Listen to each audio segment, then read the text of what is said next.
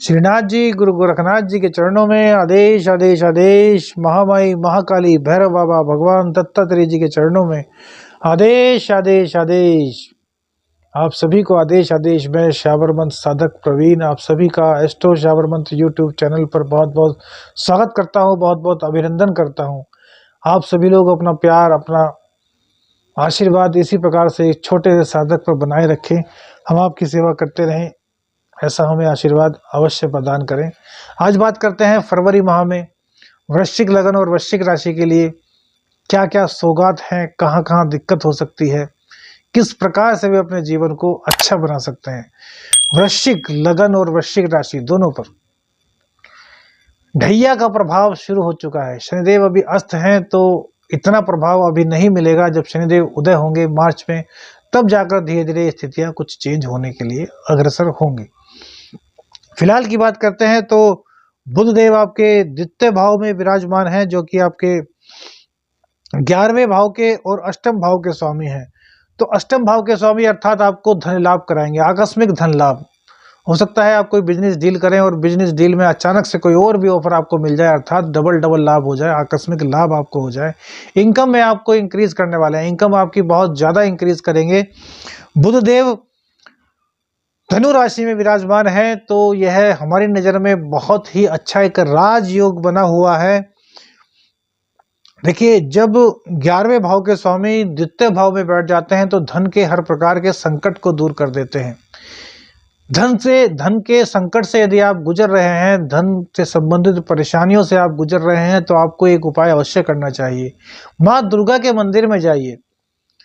यदि माँ दुर्गा की बड़ी प्रतिमा आपके आसपास किसी मंदिर में है, तो वहाँ जाइए, माता रानी के दर्शन कीजिए। और यदि आप समर्थवान हैं तो माता रानी के पूरे वस्त्र पंडित जी से पूछ लीजिएगा। जो वहाँ पर पुजारी जी होते हैं, पंडित जी होते हैं, ब्राह्मण देव होते हैं, उनसे पूछ लीजिएगा कि हे ब्राह्मण देव, मैं माता रानी को उनके पूरे वस्त्र, जिसमें कि साड़ी, ब्लाउज, श्रृंगार का सामान, जो भी माता रानी का सामान होता है, वह हरे रंग का माता रानी को अर्पित करना चाहता हूँ बुधवार को। तो क्या मैं कर सकता हूँ? और यदि वो हाँ कहते हैं और जो उसकी लागत वो बता रहे हैं आप उसको कर सकते हैं, तो यकीन मानिएगा यह महीना धन के मामले में आपके लिए सर्वश्रेष्ठ बन जाएगा, आपके लिए यादगार बन जाएगा।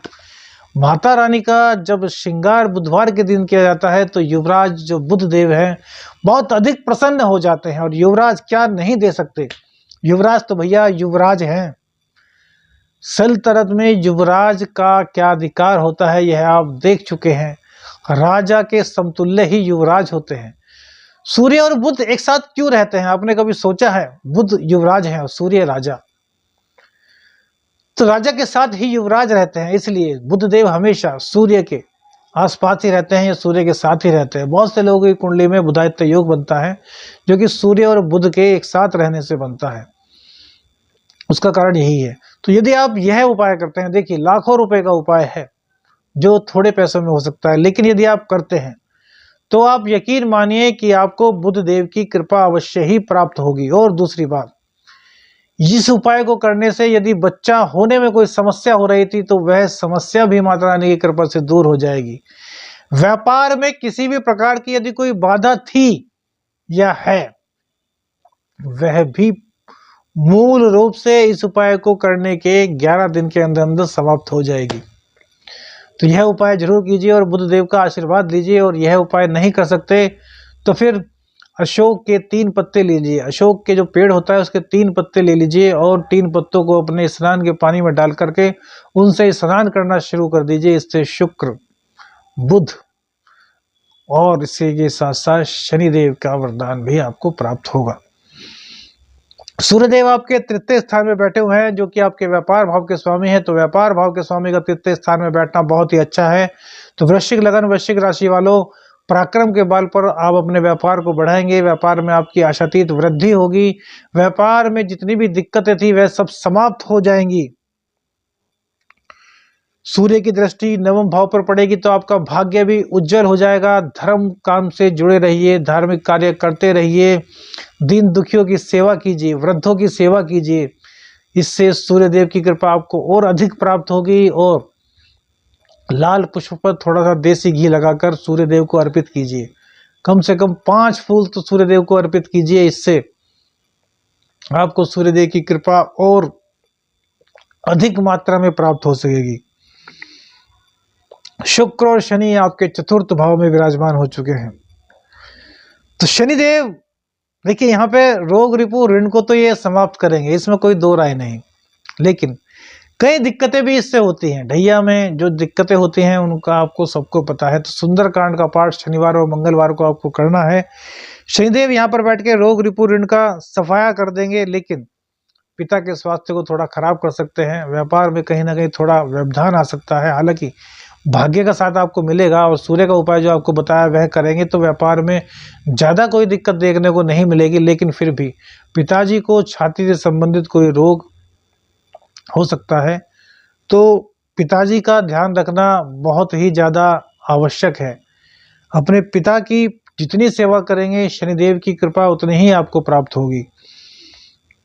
शुक्रदेव भी यहाँ पर विराजमान है, जो कि आपके सप्तम के और द्वादश के स्वामी बनकर के चतुर्थ स्थान में शनिदेव के साथ बैठे हुए हैं। तो यहाँ भी यात्राओं से आपको लाभ ही कराएंगे, क्योंकि हमने कहा था कि शुक्रदेव हमेशा लाभ के ही द्योतक होते हैं। शनिदेव भी शुक्र की राशि में उच्च के होते हैं। तो यहाँ पर घबराने की फरवरी माह में आपको कोई भी बात नहीं है।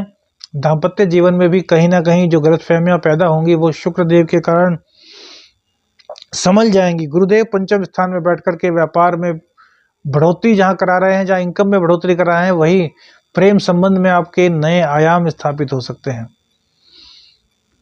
जीवन साथी की तलाश आपकी पूरी हो सकती है। प्रेमी प्रेमिका से यदि कोई दिक्कत चल रही थी वह गुरुदेव की कृपा से दूर हो जाएगी। और इसके अलावा यदि आपने अभी तक किसी से अपने दिल की बात नहीं कही थी तो यह महीना आपके लिए है। दिल की बात कह दीजिए, वह स्वीकार हो जाएगी, बशर्ते आपके मन में प्यार होना चाहिए। आजकल के बहुत से युवा हमने देखे हैं, बस आकर्षण होता है और ना जाने क्या क्या कर देते हैं। तो भैया सच्चा प्यार है तो ही प्रपोज कीजिए।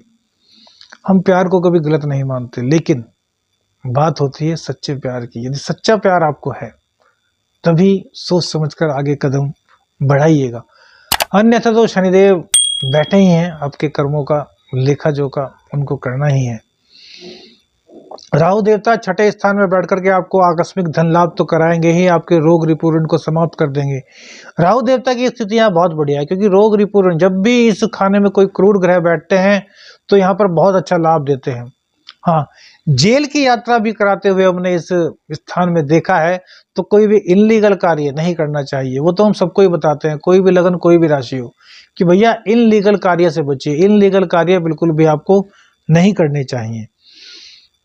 राहु देवता की दृष्टि 10वें भाव पर पड़ेगी और सबसे बड़ी बात द्वितीय स्थान पर पड़ेगी, जहाँ पे बुधदेव विराजमान है। तो खर्चा करा देंगे, लेकिन भैया धर्म भाव है और धन स्थान का भी संबंध बना हुआ है, तो बुधदेव की कृपा से आपके पास धन आता रहेगा। और जब धन आएगा तो भैया खर्च होने में कोई दिक्कत नहीं। अपने ऊपर खर्च करने में क्या दिक्कत है,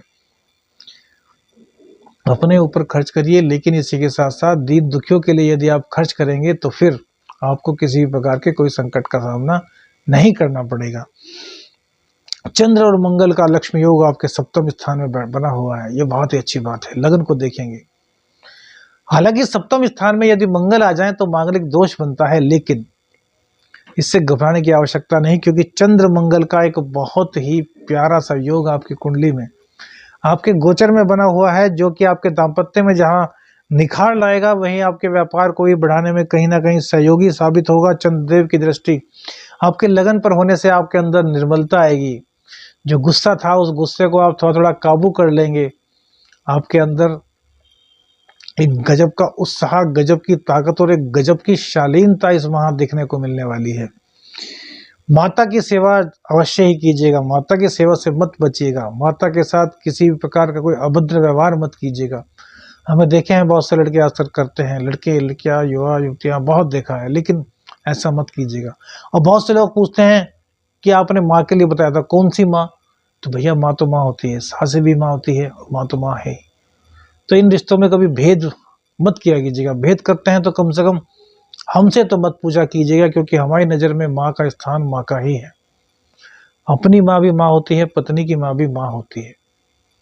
तर्क वितर्क का यह मुद्दा नहीं। जिस दिन सही बात पर आप हमसे इस मामले में तर्क करने के लिए राजी होंगे, उस दिन तर्क करेंगे, लेकिन कुतर्क के लिए कोई स्थान नहीं।